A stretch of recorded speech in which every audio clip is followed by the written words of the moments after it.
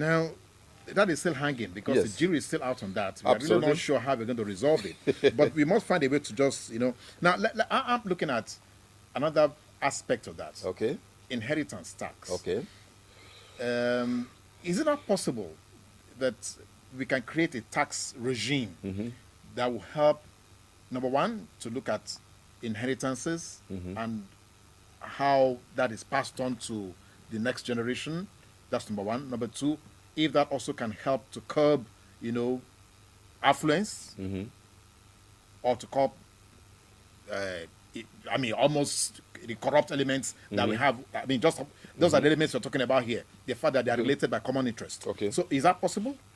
It is possible, but it will not be very effective in the sense that the level of personal wealth in Nigeria, although it's concentrated in a small group of people, this same group of people can always make sure that those laws make sure they don't come to life. Absolutely. So it will be a waste of time. I think we better attack it from ways of making our tax collection system a lot more efficient. Value-added tax. Because money is useless to you unless you're able to buy something. All right? If you are buying something, if you have money, you are buying something, you pay value-added tax on it. That kind of situation. Or a special tax. When you say transferring of wealth, there are very many ways that you can avoid it. And when you are alive, you distribute all your wealth to your children, or you buy the properties in their names. That kind of thing. From the word go. From the word go. And there are very many ways of doing it. So I think it's a good idea, but at the end of the day, it will not have achieved its goal. Okay. Yeah. We don't seem to be coming out of the dark woods yet. Yeah. Now, okay. Prior to now, Nigeria as a country, we received world rating as an agrarian, economy. Yes. Suddenly we lost all that. Okay.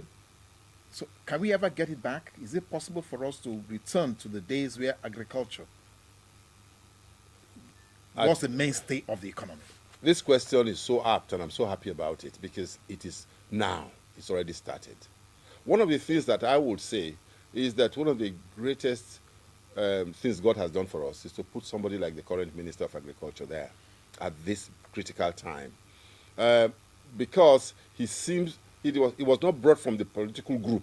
It was brought from the international group that stood outside there for many years looking at Nigeria and saying, what are we doing wrong? And this person was found and he was brought in.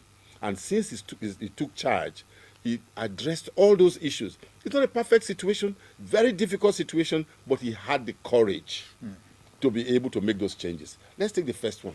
Fertilizer. The corruption in fertilizer is far beyond the oil subsidy for the corruption and NEPA and all that. So he was able to do that within 90 days, which is absolutely fantastic. Of course, he's not popular with a number of people because of that. Who cares? As long as the vast majority of Nigerians stand to benefit from it. Agriculture is now in a new domain. First and foremost, agriculture used to be seen as a project. That means government throws money at it. Now, it's been recognized that first, let's take the federal government. Federal government owns no land. Therefore, what's federal government doing in agriculture apart from creating an enabling environment? He has recognized that fact. So the first thing is that agriculture should be a business.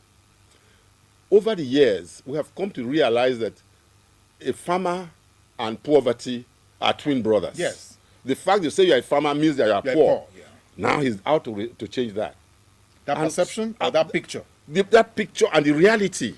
The reality is that it's true that he's poor because the system itself makes him poor. He lives in the village. All right, let's go back to the 1960s when the farmers were those that built Nigeria. Let's take the Western Nigeria, for example. Cocoa House and so on and so forth. The richest people and the most powerful people, they were farmers. Now, oil came, and bit by bit, he pushed the younger people out of the villages where the farmlands are. And until a few years ago, those lands were abandoned. And meanwhile, the world has moved. Technology and advancement in agriculture had moved. Nigeria remained in the 1960s. And these people who have been feeding us over the years, and God bless them, they are now in their 60s and their 70s. And 80s. And if we don't do something about it, now, in another 5-10 years, Nigeria will be in a disaster. That's why I said at the beginning of your question, answering your question, I said God has been kind to us at this particular time, giving us this kind of person. So we are geared towards it. And a lot of people, and I discovered that a number of people in my own position are now coming to agriculture. I went into it about 10 years ago, and we shouted and made all noise and all that. Nobody listened to us until 2 or 3 years ago. Then we now have this minister. And right now, agriculture is a business. Agriculture is no longer farming. Farming is only one aspect of it. Agriculture. Yes. From the seed to the table. That is farm to fork, which means that right down the line, even the person supplying the seeds is important. The person who is doing the tractor driving, who is tilling the ground, who is preparing the ground, the person who is preserving it, who is semi-processing, all these people are important. Even the bankers who are providing the funds, and even the market woman is important.